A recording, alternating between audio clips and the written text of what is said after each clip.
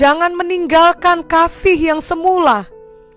Tuhan Yesus berkali-kali menampakkan dirinya kepada murid-muridnya setelah kebangkitannya. Dalam Yohanes 21 ayat 12-14, ketika Tuhan Yesus menampakkan dirinya, Ia makan dan sarapan dengan murid-muridnya.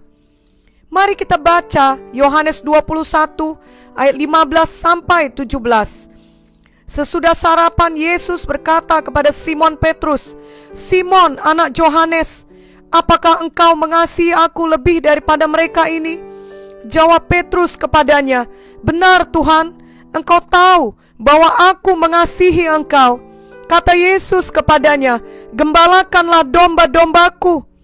Kata Yesus pula kepadanya untuk kedua kalinya, "Simon, anak Yohanes, apakah engkau mengasihi aku?" Jawab Petrus kepadanya, "Benar Tuhan, engkau tahu bahwa aku mengasihi engkau."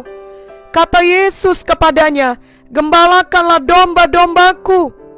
Kata Yesus kepadanya untuk ketiga kalinya, "Simon, anak Yohanes, apakah engkau mengasihi aku?" Maka sedih hati Petrus karena Yesus berkata untuk ketiga kalinya, "Apakah engkau mengasihi aku?" Dan ia berkata kepadanya, "Tuhan, engkau tahu segala sesuatu. Engkau tahu bahwa aku mengasihi engkau." Kata Yesus kepadanya, "Gembalakanlah domba-dombaku." Sesungguhnya Tuhan Yesus mengetahui bahwa Simon telah menyangkal Dia 3 kali, dan Simon telah mengajak teman-temannya menangkap ikan kembali. Padahal Tuhan telah menyuruh dia untuk menjadi penjala manusia, bukan lagi penjala ikan. Matius 4 ayat 19 menuliskan, Yesus berkata kepada mereka, "Mari, ikutlah aku, dan kamu akan kujadikan penjala manusia." Jadi sebenarnya Tuhan Yesus dapat saja bertanya kepada Simon, "Apakah engkau sungguh-sungguh bertobat dari menyangkal aku? Apakah engkau mau sungguh-sungguh mengikut aku? Apakah engkau sudah belajar firman Tuhan dan berdoa sungguh-sungguh? Apakah engkau sudah menjalankan karunia rohani yang diberikan kepadamu? Apakah engkau sudah menyadari keadaan rohanimu saat ini?" Tuhan Yesus tidak menanyakan hal-hal tersebut, tapi Ia menanyakan apakah Simon mengasihi Dia lebih dari segalanya. Sebab bagaimana hebatnya pun pelayanan Simon Petrus, semua itu akan sia-sia jika tidak didasari oleh ia mengasihi Tuhan dengan segenap hati. Inilah hukum yang terutama, dan dari sanalah juga dasarnya seluruh kehidupan dan pelayanan kita. Dalam Matius 22 ayat 37-40 dituliskan, jawab Yesus kepadanya, "Kasihilah Tuhan Allahmu dengan segenap hatimu, dan dengan segenap jiwamu, dan dengan segenap akal budimu. Itulah hukum yang terutama dan yang pertama. Dan hukum yang kedua yang sama dengan itu ialah, kasihilah sesamamu manusia seperti dirimu sendiri. Pada kedua hukum inilah tergantung seluruh hukum Taurat dan kitab para nabi." Simon Petrus haruslah mengasihi Tuhan sungguh-sungguh. Barulah ia dapat menggembalakan domba-domba Tuhan dengan kasih Kristus. Demikian juga haruslah kita mengasihi Tuhan dengan segenap hati, dengan segenap jiwa, dan dengan segenap akal budi. Barulah kita dapat melayani jiwa-jiwa dengan kasih Kristus. Jikalau pelayanan kita tidak didasari oleh kasih Kristus, semua itu akan sia-sia. 1 Korintus 13 ayat 1-3 jelas mengatakannya. Marilah kita membacanya. "Sekalipun aku dapat berkata-kata dengan semua bahasa manusia dan bahasa malaikat, tetapi jika aku tidak mempunyai kasih, aku sama dengan gong yang berkumandang dan canang yang gemerincing. Sekalipun aku mempunyai karunia untuk bernubuat, dan aku mengetahui segala rahasia, dan memiliki seluruh pengetahuan, dan sekalipun aku memiliki iman yang sempurna untuk memindahkan gunung, tetapi jika aku tidak mempunyai kasih, aku sama sekali tidak berguna.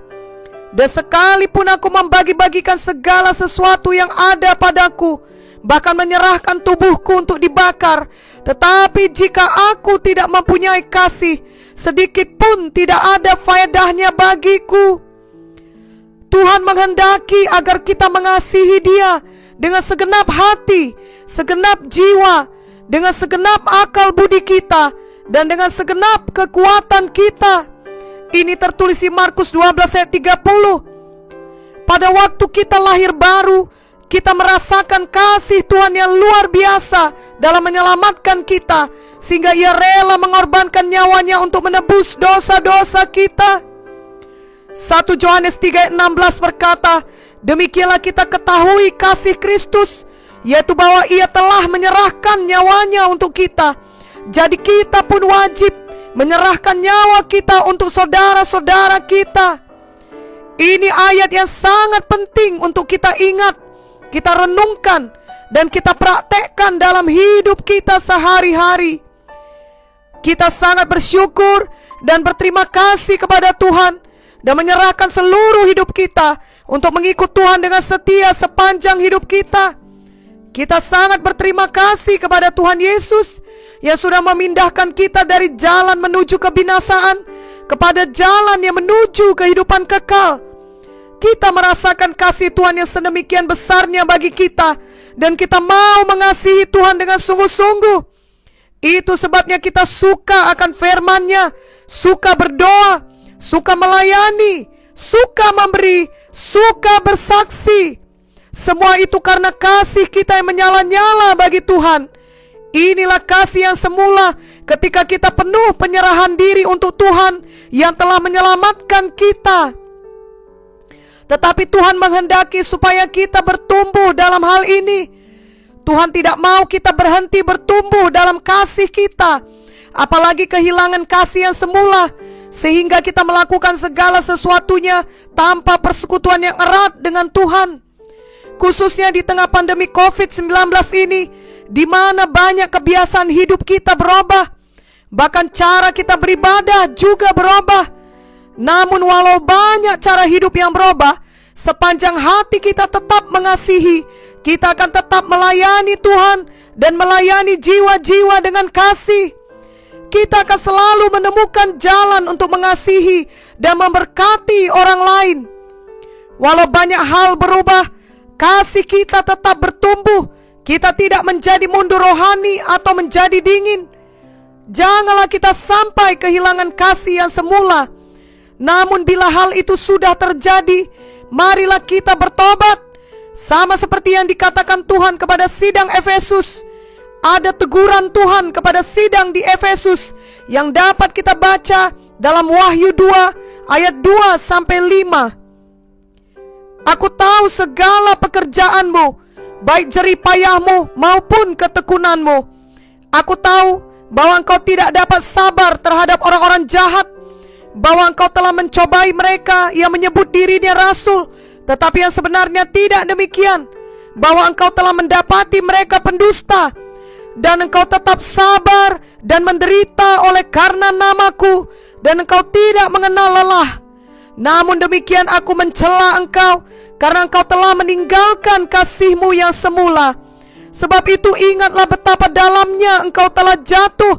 Bertobatlah dan lakukanlah lagi apa yang semula engkau lakukan.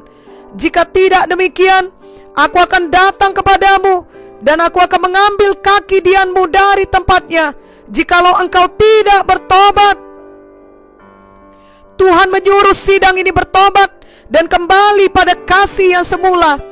Jika tidak, Tuhan akan mengangkat kaki Dian dari tempatnya. Ini mengingatkan kita bahwa sesudah kita lahir baru, kita harus memelihara persekutuan dengan Tuhan. Semakin hari semakin mengenal Tuhan, semakin intim dan dekat dengan Tuhan, semakin mengasihi Tuhan. Tuhan menghendaki seluruh pelayanan kita berasal dari kasih kita kepada Tuhan.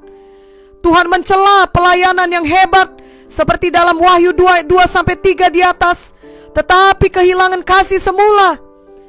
Tuhan tidak berkata, kamu sudah mempunyai begitu hebat pelayanan, hanya saja kurang kasih. Tidak apa-apalah. Tuhan berkata, bertobatlah. Dan jika kita tetap tidak mau bertobat, maka Tuhan akan bertindak memindahkan kaki Dian dari sidang Tuhan. Betapa pentingnya kita memelihara kasih kita kepada Tuhan, melebihi segala pelayanan kita kepada Tuhan. Bahkan seharusnya kasih kita itulah yang mendasari pelayanan kita kepada Tuhan. Kita mengetahui bahwa kanak-kanak sangat mementingkan diri sendiri. Seseorang harus bertumbuh menjadi dewasa untuk dapat mengerti, memberkati orang lain. Demikian juga secara rohani, jika kita tetap bayi-bayi ataupun kanak-kanak, kita tidak akan pernah bertumbuh dalam kasih Tuhan. Bahkan lama-kelamaan kasih kita yang semula akan hilang.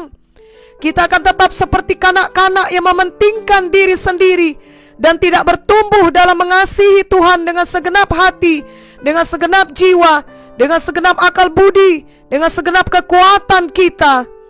Tentu saja dengan demikian kita juga tidak akan dapat mengasihi sesama kita dengan kasih Kristus. Itu sebabnya kita melihat akan ada iri hati, mementingkan diri sendiri, berpihak-pihak, dan lain sebagainya.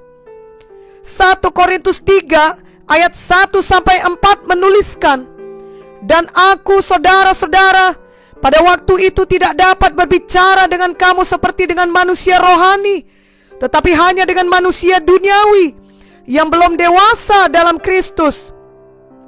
Susulah yang kuberikan kepadamu, bukanlah makanan keras, sebab kamu belum dapat menerimanya. Dan sekarang pun kamu belum dapat menerimanya, karena kamu masih manusia duniawi. Sebab jika di antara kamu ada iri hati dan perselisihan, bukankah hal itu menunjukkan bahwa kamu manusia duniawi dan bahwa kamu hidup secara manusiawi? Karena jika yang seorang berkata, aku dari golongan Paulus, dan yang lain berkata, aku dari golongan Apolos, bukankah hal itu menunjukkan bahwa kamu manusia duniawi yang bukan rohani? Marilah kita semua bertumbuh dalam kasih Tuhan, berubah menjadi seperti Yesus.